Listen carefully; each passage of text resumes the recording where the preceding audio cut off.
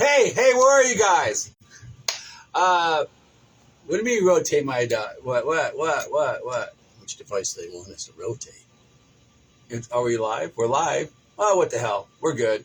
Oh, well, good. We may be upside down. Deal with it. Let me look on my Facebook here. Yeah. Okay. Well, Happy New Year.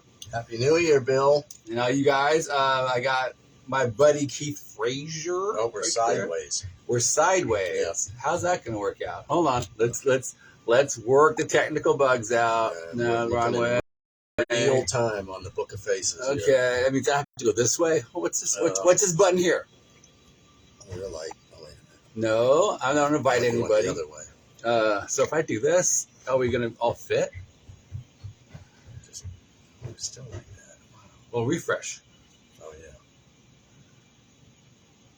Ta-da! That's close. Give me a phone book to sit on. Well, usually I'm able to do sideways. I guess I can't sideways today. So, hi. How you doing? We're in a top secret studio here in Chinatown. Yeah. Yeah, and back there is Locke's rainbow paint. Inside a rainbow, that's what Locke's painting is. Okay, anyway. From inside the rainbow. That's Locke. Project going on. Okay, anyway, so Happy New Year's. And what I want to do, I want to dedicate this to your buddy Mark Ransom. Yes. Yeah. Yes, my pal Mark Ransom passed away last week. Surprising me. Yeah. Yeah. Tell everybody a little bit about Mark. Well, Mark Ransom was from Vermont, bass player, singer, and he moved out here about the time I moved back from Seattle almost 10 years ago. And we met up and got together at a jam night somewhere and had a real good jam. And, you know, there's chemistry. And I said, hey, let's put a band together. Yeah. And then right after that, he had got diagnosed with throat cancer. So he was going through that, beat the throat cancer, but he still had some complications. But after he beat the throat cancer, we put a band together, Mark Ransom and the Ransom Notes, kind of a roots rock, country, R&B / British invasion, kind of something with no commercial potential whatsoever. The country version of the Yardbirds kind of thing. Yeah, we did some Yardbirds, Yeah. we did some Old Stones, we did Merle Haggard, we did some Elvis, we did just a weird variety of stuff with myself, Mark. Mia Adams was our wonderful vocalist, James Kaneko on the drums. And I saw you guys a couple of times. So. oh Yeah. and we did. Yeah, you got some amazing pictures of us too. Yeah. At Jen's memorial. Mm-hmm. Yeah, one of my favorite pictures ever of me. It made me look almost human. That's a good one. Yeah. Cool. So, when did the rock and roll bug hit you? Oh boy. Well, when I was a kid, I was, I guess, about 9 or 10 years old. My neighbor across the street, his older sister had some Beatles albums. When I was real young, I remember watching the Beatles cartoons, and of course, I was born in '63, so I didn't know a world without the Beatles. They hit, right about the time I was born, and so they were there, period. And used to watch the cartoon and the Monkees TV show and stuff, and I always thought, oh, that's cool. When I was about 9, I was living up in Monowilly Valley, and I had a friend across the street. His older sisters had all the Beatles albums, so they'd be playing them, and I thought, wow. So I started saving up my money, running out and buying Beatles albums, and I became a big Beatle fan, and I thought, boy, I want an electric guitar, The Beatles made me say, I want to get an electric guitar. And then some years later, I got into high school, and I heard and saw Kiss, and it went from, I want an electric guitar to, I gotta get an electric guitar. So I pestered my parents until finally I bought a $50 guitar and amp set, which, wow. Yeah, actually, my first guitar was a 1959 Guild M65 3/4 freshman, beautiful little hollow body blonde guitar with a pickup in the neck. Now they go for a ton of money. Wow. And if anybody here has a guitar like that, let me know, because I've been searching. I, like an idiot, got rid of that guitar, and now that my parents are gone, I'm still looking for that guitar, man. I sold it off, and I to this day, I just So I guess you makes me never. wanna I guess you cry never when I forget think your about that first, huh? you never forget your first. I literally can cry thinking about that guitar. Wow. Yeah, I mean, it's totally impractical, for a kid who wanted to be Jimmy Page. So I traded it off to get a Gibson and stuff. But my parents got me that guitar, and now they're gone. And man, if I could just find that guitar, it would mean the world to me. You guys out there, you guitar collectors. Okay, first of all, hey, Mr. Peterson, how you doing? Hi, EP. And then Linda's there. Aloha, Linda. Lovely Linda. Yeah, and our buddy Alan. Alan's from Florida. Used to play drums with Henry on a couple sessions. Oh man, right Yeah. on. Yeah. So let's fast forward. When did you really want to get into a band? What was the first band you played in? Oh man. Well, I wanted to get into a band as soon as the idea of being a guitar player hit me. It's like, and now I see a lot of guys that sit around working for years, learning stuff off YouTube or whatever, and I'm going to be in a band someday. It's like, man, I was within months, like, let's put a band together. Couldn't play, didn't care, didn't matter. I had to be in a band. So first band I was in was a band called Space Case, which was myself, my buddy Terry on drums, and Tom Azevedo, who some of you know, who lives in LA now, but he and I went to high school together. He sold me that first guitar, and we put our first band together. That's how far back he and I go. And so we put this little band together. No bass player, no singer. Neither of us could play lead. And, we rehearsed. We had we probably had about 5 or 6 songs. And so Terry's sister was having her 14th birthday party or something like that, asked us if we'd play. So we said, yeah, sure. Our first gig. And of course told everybody at school. Mm-hmm. So, excuse me, it's supposed to be a little, 14th, 13th year old birthday party. And all these people from school show up with beers, and there's like, a couple hundred people there. And we're playing in this living room. And no bass player, we're just playing. I think the first song I ever played on stage was "Just What I Needed" by the Cars. There's this handsome fella down there. Just What I Needed by the Cars. So I mean, so some of the girls from school, one of who's still one of my closest friends, they're sitting right there. So at the end, I started doing that little Cars thing. Da da da da. I had learned that. Yeah. And I start just kind of fooling around with that, and I guess I was kind of improvising around that, and I went, oh my god, that sounds incredible. I'm jamming. Oh my god.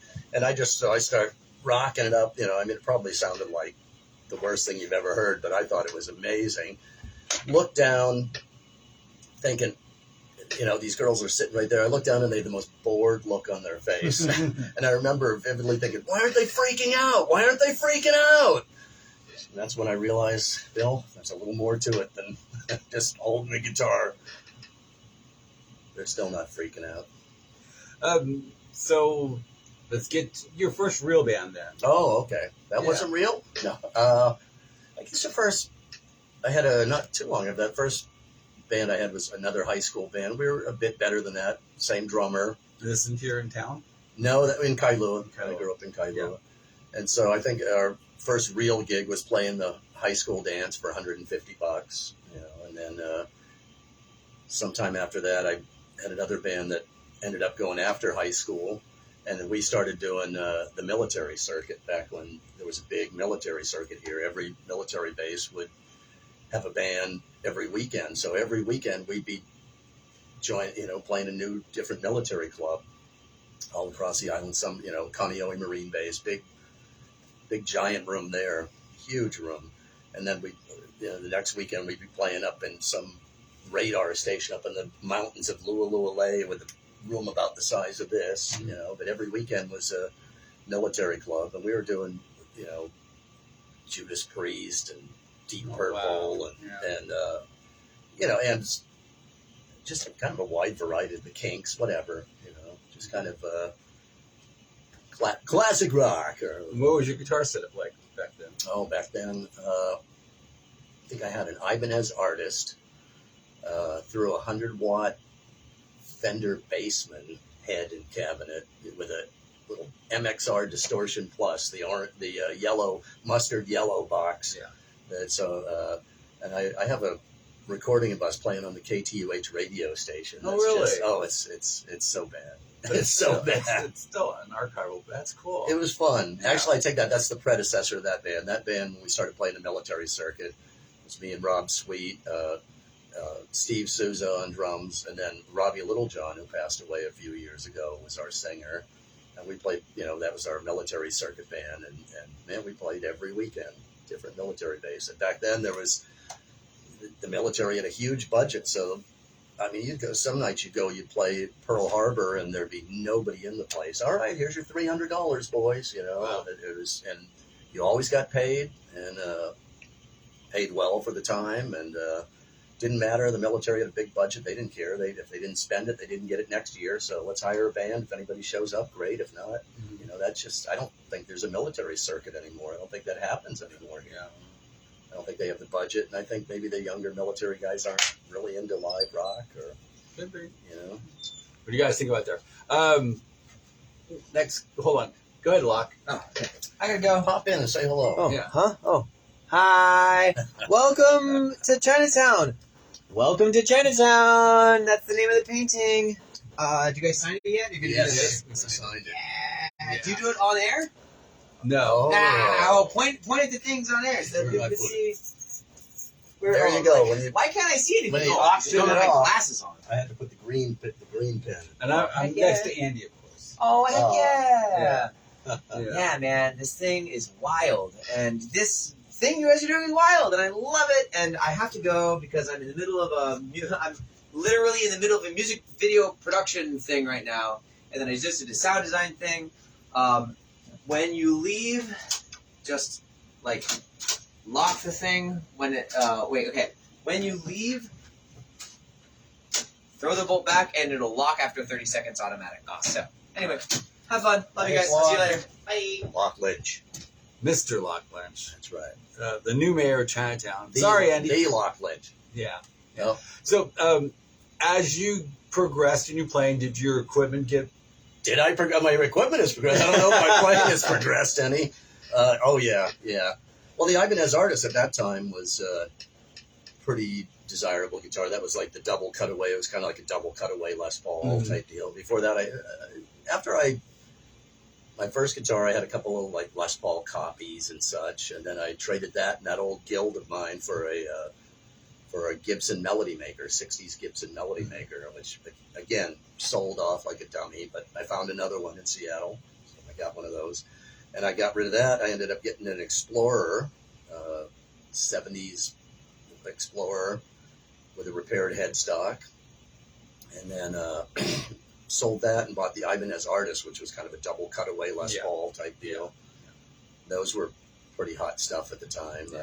Jimmy Page had one. He used it at Leavenworth. Oh, yeah, man. for like one song. It Wow. was, Yeah, I think Steve Miller used them for a while. Yeah. And, very odd guitar. yeah, they were kind of cool. I sold that off around somewhere. I've been through so many guitars, it's ridiculous. But so then I got into. I bought my first Strat from one of my guitar mentors, Rick Jones, and then I became kind of a Fender guy. I mean, I've got a bunch of Gibsons as well as Fenders now, but I'm probably more known as a Fender guy. Of course, all the photos I have of you on stage with your black Les Paul. Well, my black Les Paul, which I don't have anymore. Oh, that's right. I got the Sunburst. that's nice.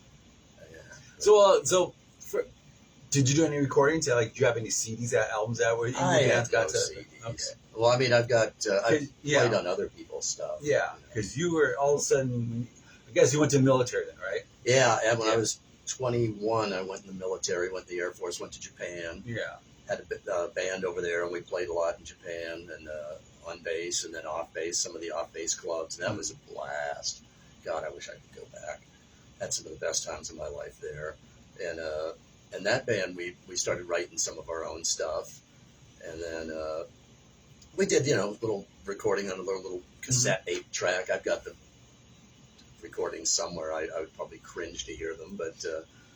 Had those, was in the military, went to Tucson after that, and then got out, came home, and then that's when I kind of got back into playing here, that would have been about 88, Okay. right before my daughter was born. And then, I got back and just kind of goofed about for about a year, just jamming with people. And then, what did I start doing then? Playing in various bands. What was I doing? Because were you in the Piranha Bros at one time? I was never an official piranha. Oh, I was okay. a supplementary piranha. When I first met you, I think that was the first time I ever met you. I was playing with them. Mm-hmm. Yeah. Yeah. After the military, I played a bunch of different bands. I played a lot on Sand Island. I used to host a jam night out there, and then I got a gig playing at the Irish Rose with Bobby Dunn Band, filling in a bunch of nights with him when the regular guitar player wasn't there. Then I joined a band called the Bongo Tribe. We played a house gig at the Irish Rose for, I don't know, 3 years or something. We played some nights, and the Piranha Brothers played the other nights. So I've known Piranha Boys since the late 90s anyways. And then I left that band, played in a country band, played in Dita Holyfield's country band, and then started working for the federal government. So I became like a weekend warrior. For a while I was playing 5, 6, 7 nights a week in Waikiki, at the Irish Rose, Snappers, wherever we could find a gig. We were playing, some nights 4 to 7 nights a week, and working a day job at a hotel. So sleeping 2-3 hours a night. But I was, When you're young. yeah, it was okay. And weren't you in the Grand Saints at one time? I was, yeah. Well, I got after the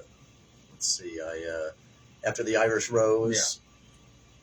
That would have been about 2002, 2003. I started working for the government. Just played in various different bands, and then I moved to Seattle for 6 years.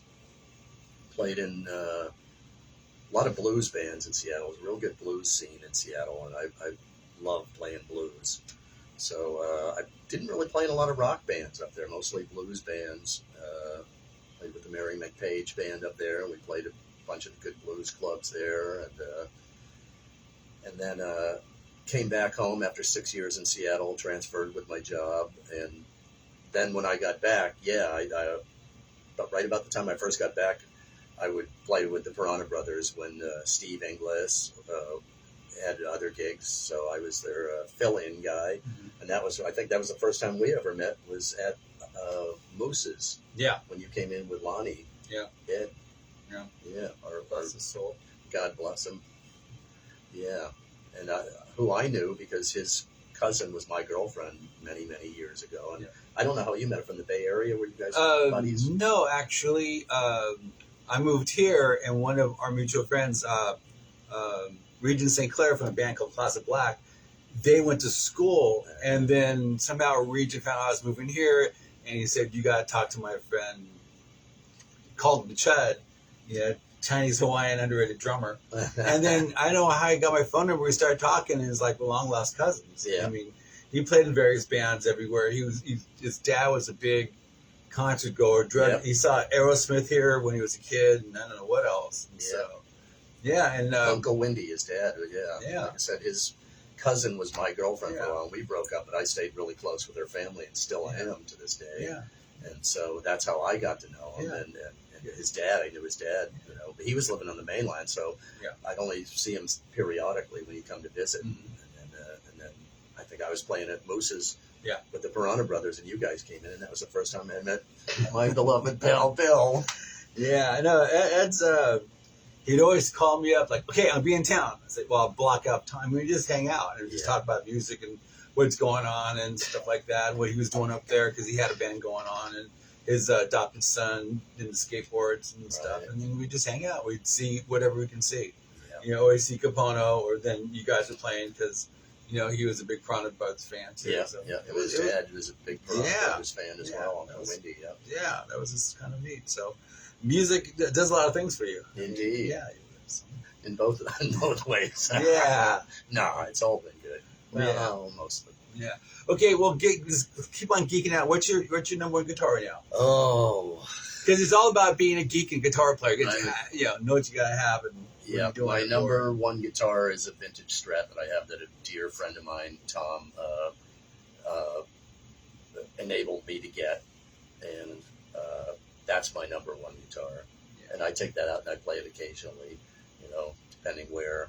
Yeah. Well, yeah. If you guys are on that side, Kailua side, Kailua, I always say it wrong. This man plays. He's been playing a lot lately at that new barbecue place. What's it called? Yeah, I've been doing every other Wednesday not tomorrow night, but it's called Whiskey 808 Smoke Barbecue. It's on the lanai of Bob's Sports Bar on Hamakua, and really cool place, really good barbecue. The folks that run it, the guy that runs it, Corey, is in a band called 13th Legion, and so he's a musician. So they really treat us good, and we're just trying to get people to come in, and the food itself is a great selling point.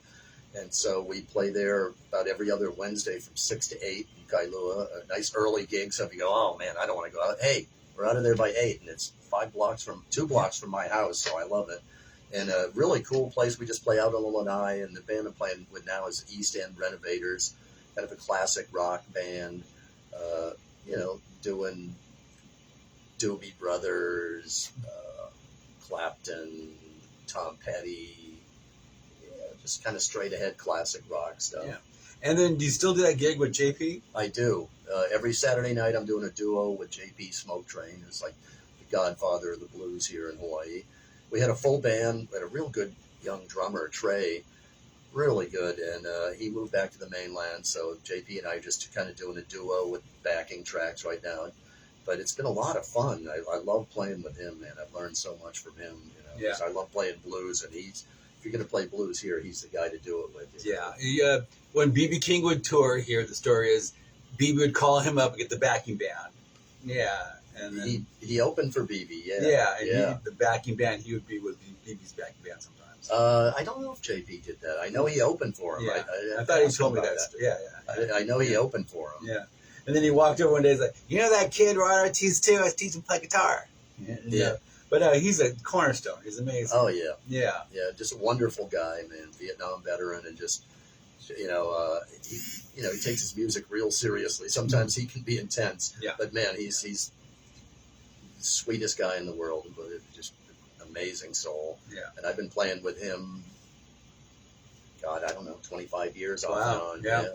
In various bands and situations. So now we're just doing a duo, just him and I. Like I said, our drummer left, and so we said, well, we'll just do the duo until we find someone else, and we're having so much fun with just the two of us. You think, playing with tracks, it's not fun, but it's nice. We got a nice, chemistry, and just lock in really well together. It's a lot of fun. Okay, so something I don't really ask anybody. Your top 5 albums right now. Oh, right now or all time? Well, you can do all time if you want to. Oh, God. What's the go-to one? Like Exile or like Sticky Fingers or Sticky Rubber Fingers by the Stones. Soul. Kind of Blue, Miles Davis. Yeah. That's with Ron Carter on bass, isn't it? That lineup? No, that would be Paul Chambers on bass, Coltrane and Cannonball Adderley, Bill Evans on piano, and Jimmy, not Jimmy Heath. It's why am I blanking on his name? I actually met the man. I can't believe this. There was a period where I could name you any album from the 50s. I could have told you who was on it. Yeah. I guess I met him at Jazz Alley, the last surviving member of that band. Yeah. I guess Jimmy Cobb. Oh yeah, Jimmy Cobb. Because I guess Ron Carter came out in the second quartet. He was right after that. In the 60s. With Wayne Shorter, Herbie Hancock, and Tony Tony Williams. Yeah. I got that one right, folks. Yep. Okay, so what's your favorite Beatles album then? Favorite Beatles album? You're all what you want to play something by Lennon McCartney. What do you pull out? By the Beatles? Yeah. Do you play the jangly stuff or the out there stuff or like the? Well, my favorite's Sgt. Pepper, I think. Okay. Because when I was a kid, that album just blew my mind. Yeah. So that's probably my overall favorite. Mm-hmm. But lately, I've been more into the the Revolver era. Yeah, Revolver. You Yeah. know, Rubber Soul. Yeah, those But, two. A lot of stuff going on those two albums. Yeah, that was progressive when they stuff. really started Yeah, going towards that. Just, I mean, you know, it was always innovative. But yeah. as big a Beatles fan as I was as a kid, once I got into the Stones, Yeah, I became the Yeah. absolute Yeah. Stones fanatic. yeah. You know, The middle period for me, you know. yeah. Well, I love it all, but yeah, that's my favorite. Let Mick it be Taylor era. until, yeah, Yeah, and even until I guess it's only rock and roll. yeah, Yeah, there's still each of those albums have something like that. Oh, really man. kind of cool. amazing. Yeah.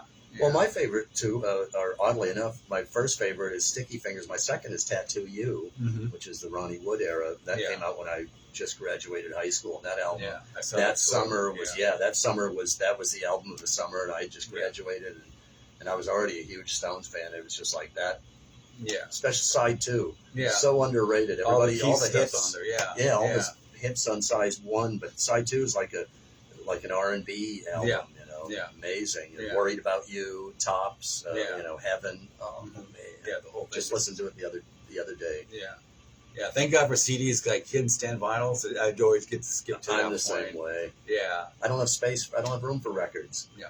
Unfortunately. Yeah. Wish I did. yeah. I mean, I have like a bazillion MP3s, so I'm doing Photoshop like a whole journey, like 4 or 5 hours. I hit it at random and Yeah. just go, you know. So, what's some of the obscure music you like? Oh man. Let's really geek out. Well, a lot of there was a period I went through where all I listened to was jazz from the 40s and 50s. Mhm. You know, Charlie Parker, Thelonious Monk, and Yeah. I got so into it that, Yeah. like I said, I could, you know, I was going out and buying all these albums and Yeah. reading the liner notes and Yeah. reading any jazz book I could get. You know, to where people would mention an album, oh, Dig by Miles Davis. Oh, that's, you know, Mhm. Miles, Sonny Rollins. It was Jackie Yeah. McLean's first recording session in 1951.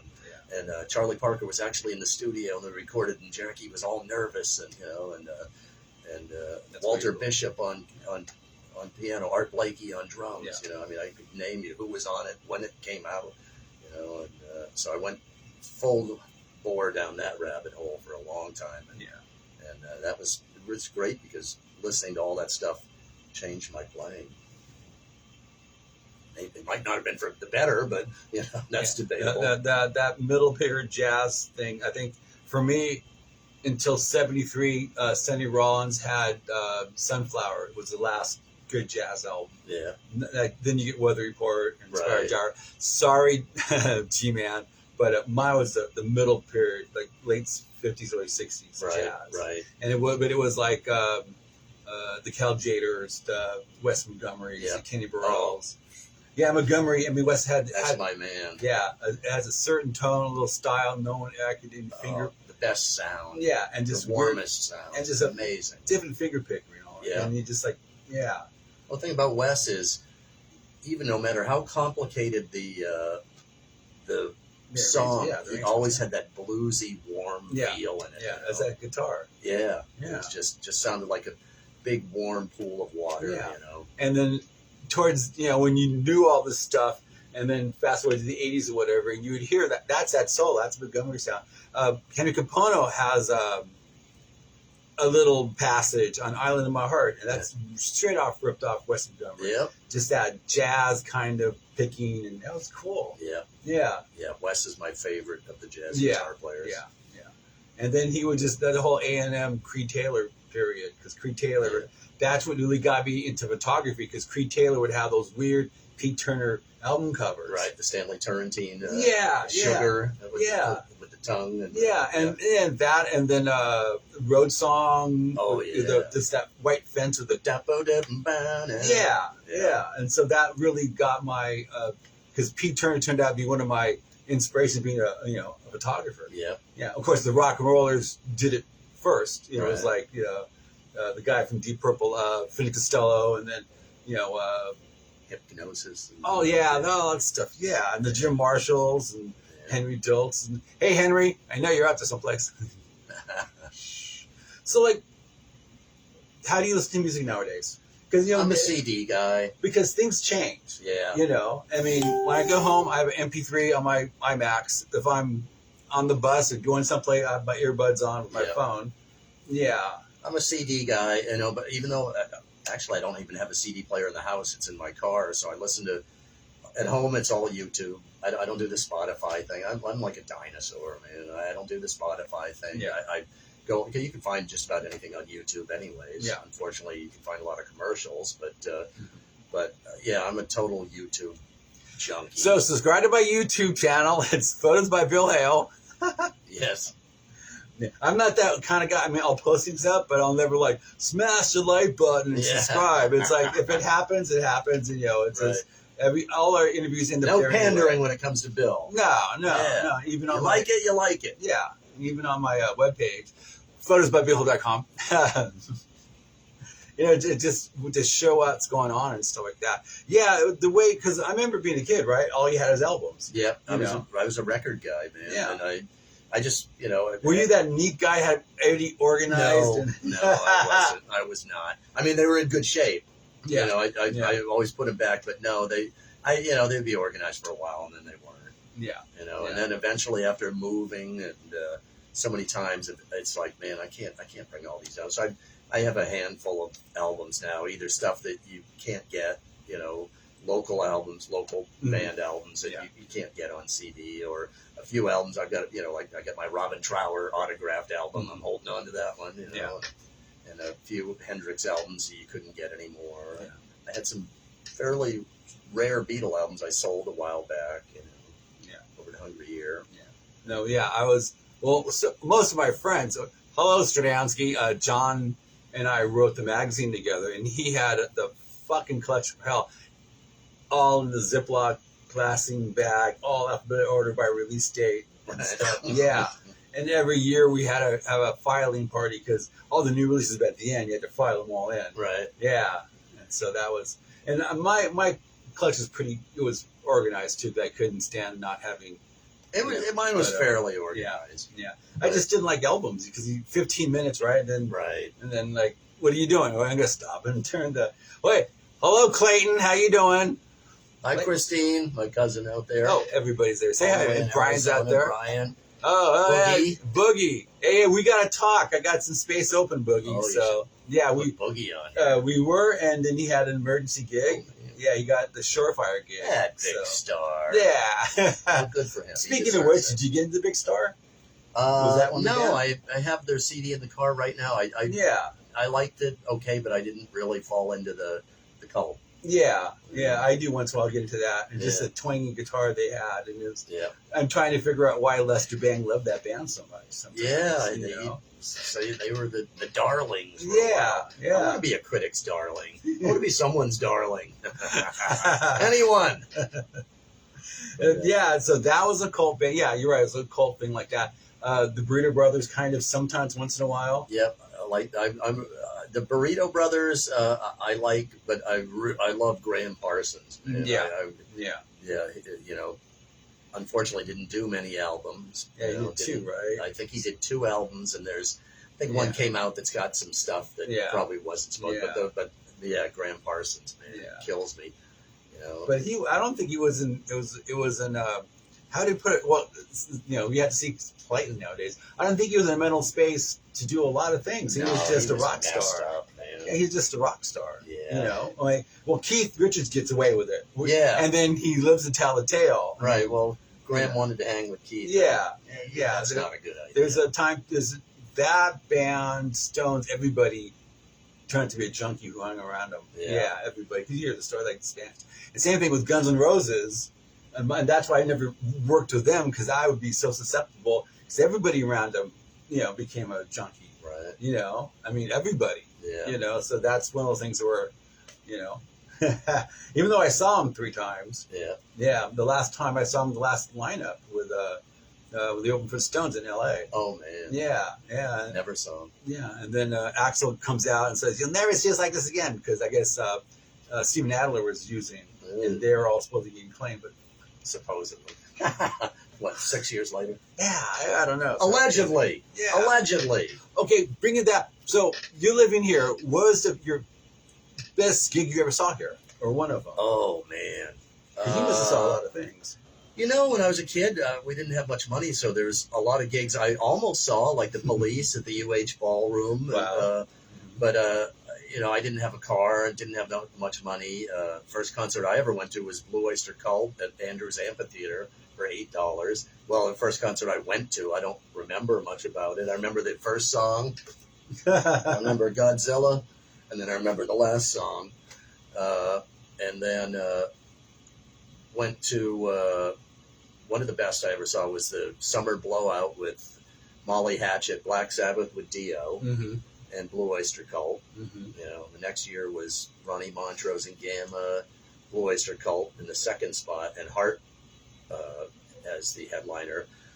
One concert, I never saw Jimi Hendrix, unfortunately. He was one of my biggest heroes. We're a little bit too young. A little too young. Never saw Led Zeppelin because, again, a little too young here. And they didn't come back here after 71, I think. Yeah. But I remember one day I was surfing out at Diamond Head. My dad was a member of the Elks Club.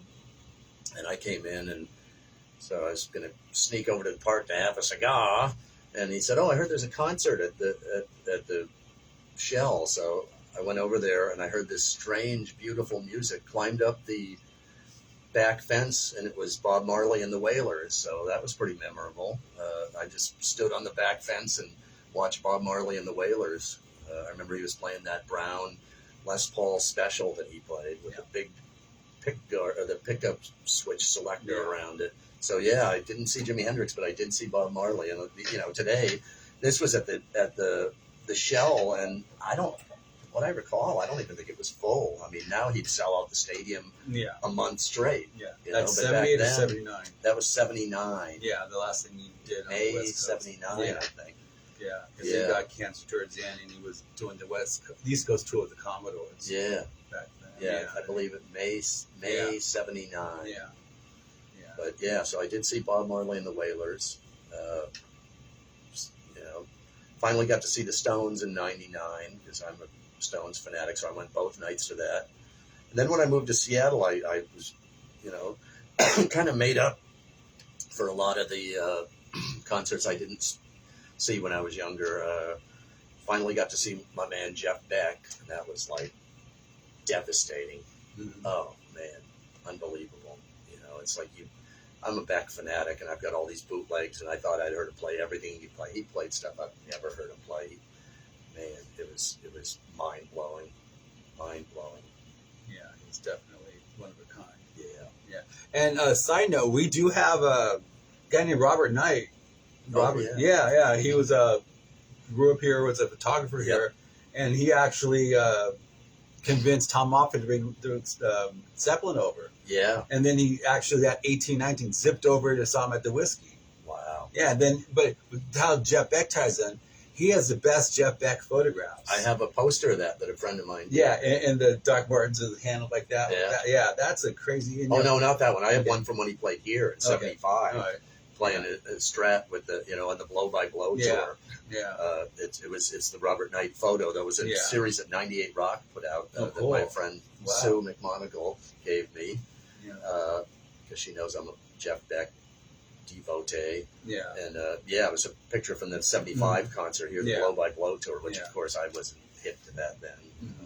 Unfortunately. Yeah, because I got Columbia. I got the box set from Columbia when I lived in LA, and it was every other photograph was Robert Knight. I know exactly the photo you're talking about. Yeah, that was in the boots. Yeah, that's just amazing. Well, yeah, he was good friends with Beck and Zeppelin and apparently Hendrix too. Yeah, and so I think because he just hit photography, and then is he still doing? Yeah, he's in New Zealand right now. I know he's got a website. Yeah.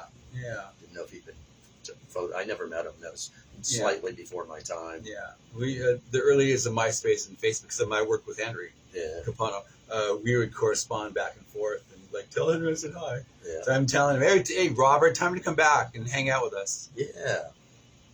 Yeah, he grew up here, I guess. Yeah, come home. Mm-hmm. Take pictures of. So you got a free night out. And you're going to see someone. Who would you want? I mean, if local guys. Let's give a shout out. So make something up, whatever. If there's a band, you have free night. Who would you want to see? Oh Yeah, because I rarely go out. Yeah, exactly. Boy, that's a tough one. I've got so many friends, I don't want to mention one without mentioning all of them. One guy that I do go see from time to time, with Kevin Coleman and the Flat Five, is one of my guitar heroes when I was a kid. Yeah. Stan Machina, who was in the band Teaser. And when I was about 18 or 19, I used to run sound for them at the Rock and Roll Clinic. And Stan was just, man, what an amazing guitar player. Yeah. My two favorite guitar players, local guitar players, were Stan Machina and my other buddy Mike Firus, who lives in Seattle now. And so Stan, I was 18, 19, and Stan was a mentor to me and very inspirational. Teaser was like a legendary local band here, had an album out in the late 70s. Mm-hmm. Teaser and Schnaz were like the only two, they were like the two biggest bands around here, and they both had an album out about the same time. But a little bit later, 82-ish, I started doing sound for Teaser at the Rock and Roll Clinic. And so I would watch Stan every night, man. Just a beautiful guitar player, so tasteful, so melodic, and so perfect, man. It's just, it's so inspiring. And he still plays. He plays with Kevin Coleman in the Flat Five at Los Garcias every other Wednesday or so. So I go and see him once in a while. I like to see the guys, Of course, I like to see all my friends play, and hang with them. But I certainly like to see my heroes, growing up, and, Well, there's so many bands in that late 70s, early 80s here. Oh, there was so much going on. Yeah. Man. Like, did you ever see Passion? Yes. That's with Mark Odero, right? Yeah. It was Mark and John Andreoni, Garrett, and Ed, who owes me $1, Ed Dysars. Yeah. He's owed it to me for like 40 years. So imagine the interest. He claims I owe him $1. He's wrong. But saw Passion. Back in the day, they'd have these. When I was in high school, I that's why I don't want to seem cynical, but there was just so much going on with the rock scene back then. There was, when I was in high school, they'd have these concerts at Sandy Beach or Kailua Beach, and they'd have these bands play. You'd go down to Teaser, be playing a beach concert, and then when I got to be 18, 19, going out to clubs. I mean, there were so many places to play in Waikiki alone. You had the Wave, which was probably the hottest club. Across the street, you had the Rock and Roll Clinic. You had the Jazz Cellar, the Blue Water Cafe. You had Red Lion. You had Moose's. You had the place across the street that is now Kelly O'Neill's. I don't remember what it was called then. Yeah, I've heard. Yeah. There was what else? It was down further. What else was in Waikiki alone? You had. There was, 10 places for bands to play in Waikiki alone. Then in Kailua, you had Fast Eddie's, you had 23rd Step, the No Name Bar came a little later. So, there was just so many places for bands to play.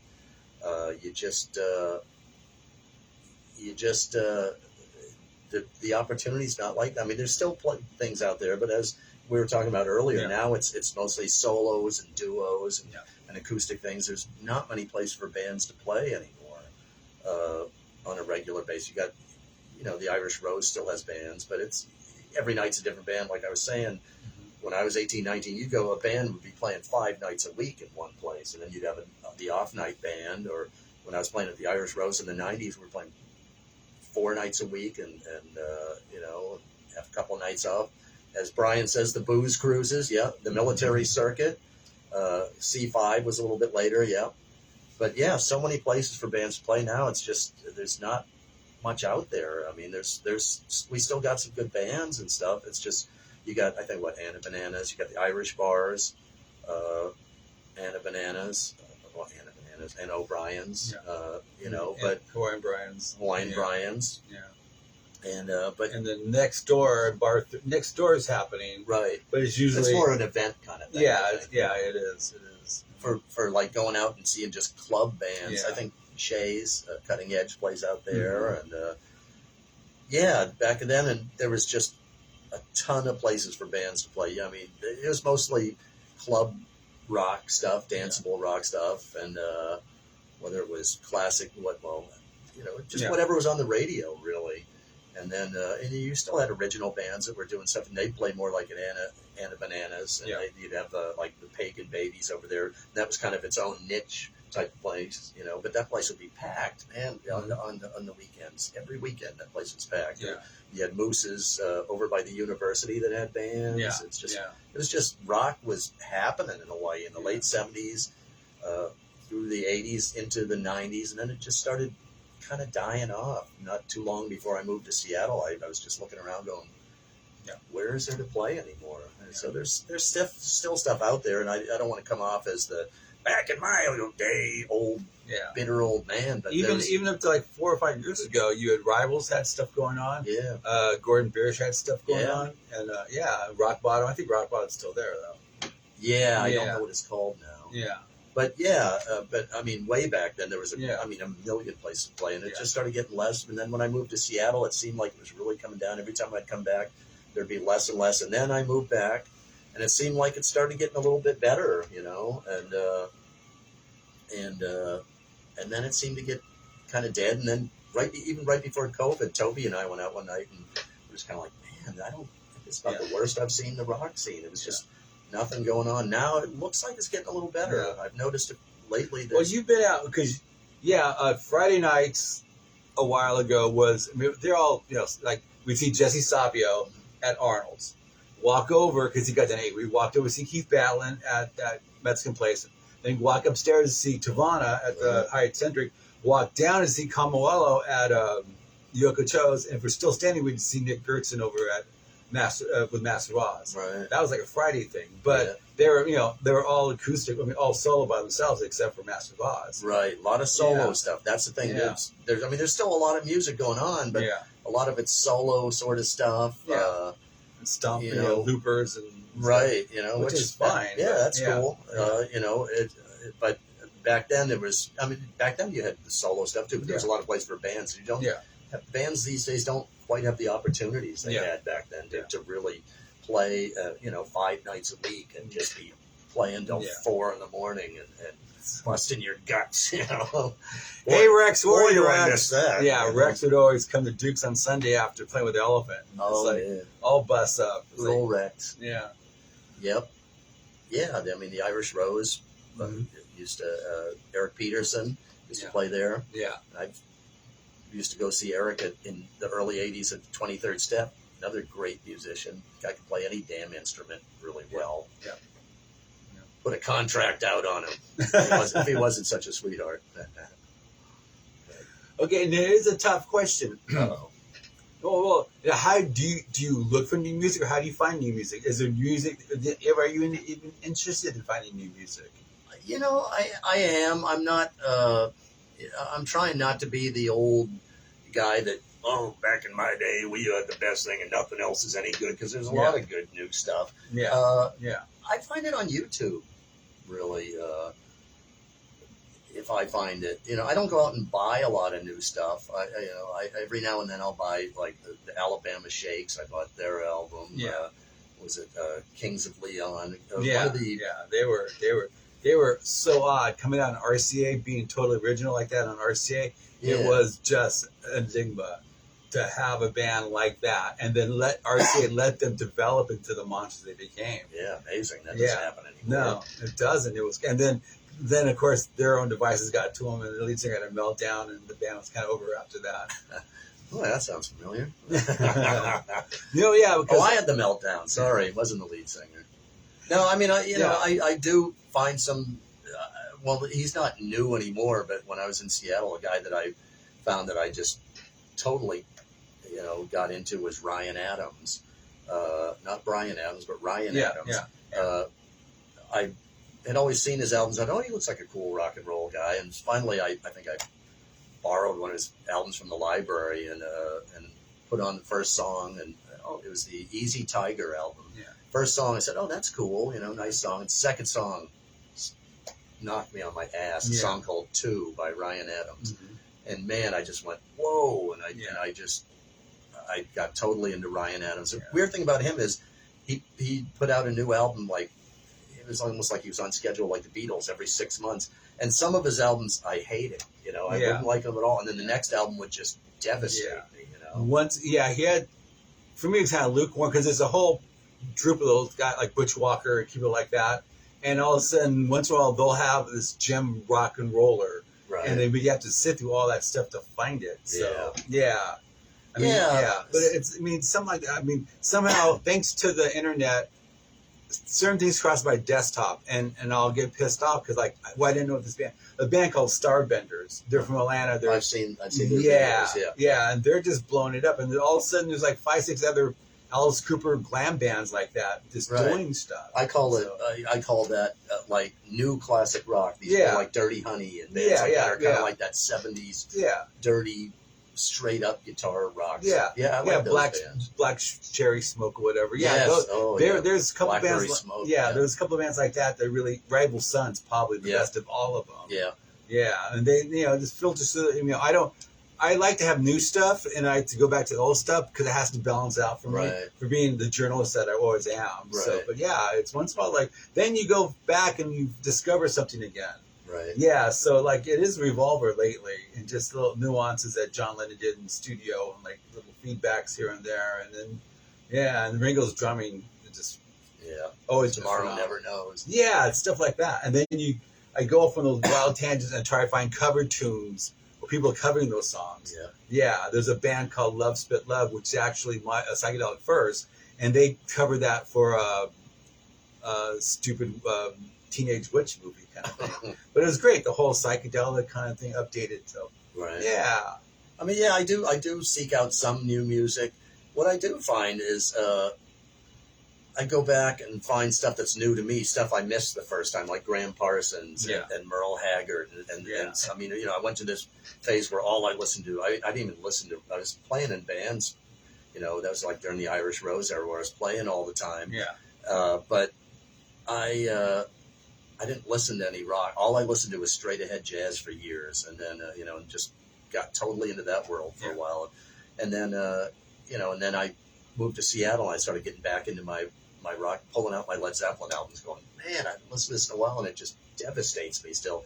And then I like my old stuff as well, and I look for some new bands, but a lot of stuff I look for is stuff I missed the first time, either rock bands or new genres like classic country stuff, the Graham Parsons, Waylon Jennings, Merle Haggard, stuff like that, because when I was a kid, I thought, oh, that's so corny. Mm-hmm. And now I listen back to it and I go, man, listen to those songs and listen to the guitar playing on those. Those guys are amazing guitar players. I mean, you try and, any rock guys out there that, or metal guys or whatever that would scoff at that, try learning some of that stuff, man.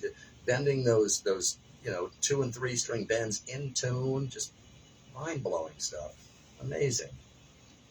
So I tried to track down stuff I either missed the first time or just didn't know about when I was younger because I was too close-minded or But coming from my side of the world, being a rock journalist and having older friends, it was just nonstop old stuff kind of. Well, because you had to find out the foundations of what's become heavy metal. Right. So there was like Cyril of Baltimore. There was like Dust.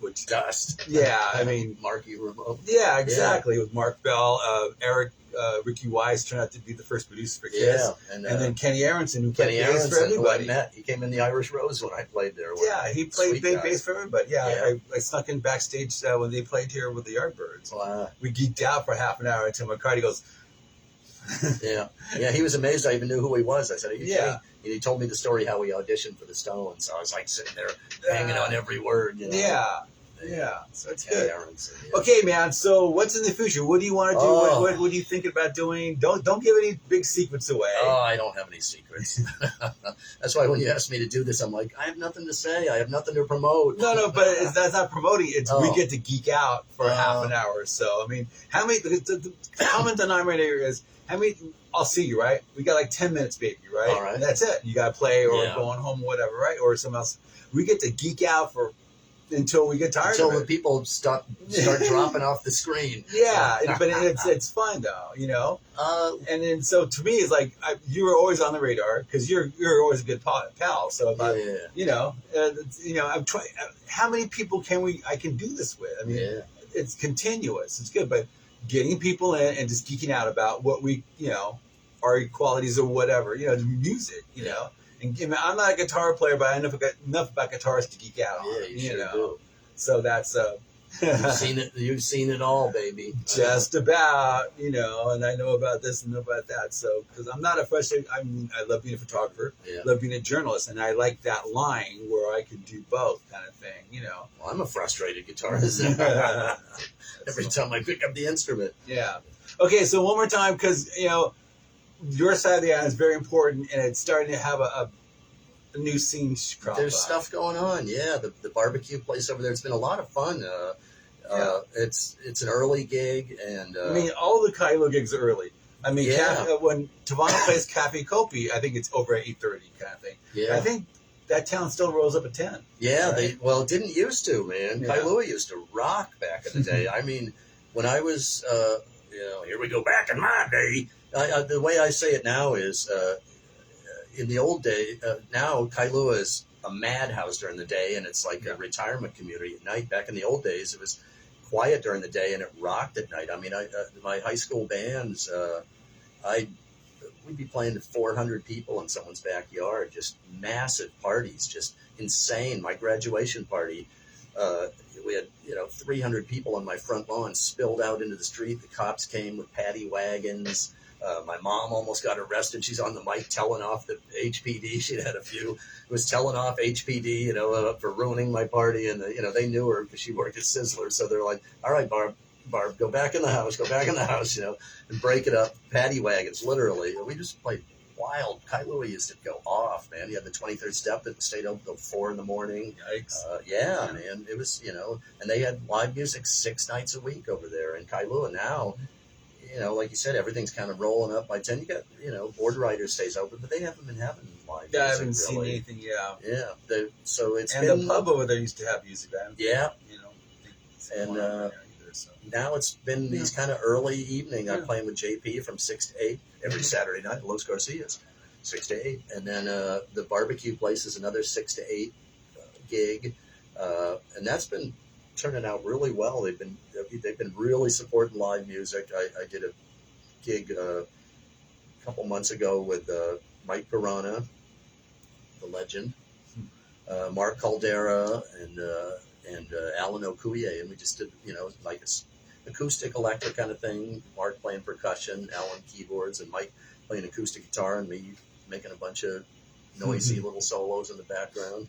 And it's been fun. That's been happening there, and Kailua is, it's become like this little early town thing. But there's, I can't complain. I've got like 6 gigs a month over there, and I'm literally, the farthest one away is 5 blocks from my house.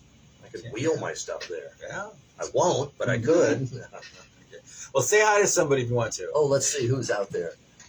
Oh, Brian Spalding. Now, you want to talk about a guitar player right there. Yeah, and he mentioned a few guys. He says Chris Bovard, Mark Levahea, Richard Canojo. You have a couple of Brian's heroes. Yep. All those guys. Chris Bovard passed away, sadly, about a year ago. He was one of my guitar teachers growing up and the inspirations. Yeah. And, Okay. Well, we should say happy birthday to Toaster. Oh, it's Toaster. It was his birthday. Toby Julian's birthday. Yeah. On New Year's Eve. Yeah, so that's still in there. Yeah, Okay. Funny. He lives across the street from me. It's odd about him is that we hang out all the time. Yeah. And we were like friends before we were friends. When I was, didn't know him at all. I went off to the Air Force. I came back, and everybody, my friends would say, "Hey, have you talked to Toby?" Toby who? Toby Julian. I'm like, I don't know him. They go, yeah, you do. My buddy Steve Susie, you talked to Toby Julian, man. I'm like, dude, I don't know him. You know him. I said, dude, I don't know him. Finally, I moved to Seattle, come back here one night at, what's the name of that place? Station? Yeah, FM Station. Yeah, I'm playing over there, and somebody goes, hey, why don't you meet my friend? This is Toby Julian. Toby, this is Keith Fraser. And he goes, so you're Keith Fraser. Turns out people have been telling him for years, oh yeah, Keith. It's like, I don't know Keith. Yeah, you know Keith. He goes, yeah, all my friends are telling me I know you. And I said, same thing. So now we're making up for lost time. Yeah. Yeah. That's good. Well, man, it was fun. Yes. Pleasure. Thank you. No, Be healthy. my man Stay Bill. good. Okay, Always- everybody out there. Wait, I got something to say. Okay. I want to say thanks to Bill for not only indulging me today, but for all the stuff he's done for the music community here. And you folks know that he had a wonderful exhibition about 2 weeks ago. That And we it's went still to. up. It's still up until February. Yes, tell them where, Bill. Because I forgot the name of the place. Yeah, it's Chinatown on King Street called the Nighthawk, and so it's really kind of cool. So it's like a lot of things going on for that. I had to do it was I want to do something for the everything's contemporary, like last 10 years. So Yeah. the Kamawalas. I'm not in there. Yeah, I'm not Sorry. Walworthy. You know, I'm no it's Van Wall. kind of cool. So you get Chance. A's a great bartender. He owns the place, and it's on 12 South King Street. And Right. not only that, man, all the things this guy's done for the scene, all the photos he's been, here's a guy who's photographed the legends, Thin Lizzy, Black Sabbath, you name it. This guy's photographed them all, and he takes the time to go out on his nights off when he should just be hanging out and having a good time with us, and brings his camera and takes photos of us local big shots, and shows up for people's benefits, taking pictures, and no, man, you take that picture. Can I buy that from you, Bill? No, you can use it, whatever you want. Big thank you to Bill, folks. For this guy, I know he's a humble guy, but I'm going to say it right here. Thank you, Bill. I love you, and you're Thanks, man. my Thanks. pal. Yeah. Yeah. So be appreciative of this guy because he does a lot for rock and roll here. Big supporter, even when he doesn't bring his camera, just comes out and sees people play, and so. Yeah, that's what it's all about. Because I'm very selfish. I like having a scene, and and whatever I can do. I mean, Tavon will tell you. Everybody will tell you the same story. So it's just good. As long as we have music going on, we're happy, right? Yes. Anyway, we got to go. He has to go back home and. I got to catch the bus and finish my cough drops. Okay. Until next week, man. Aloha. Talk to you guys soon. Take care.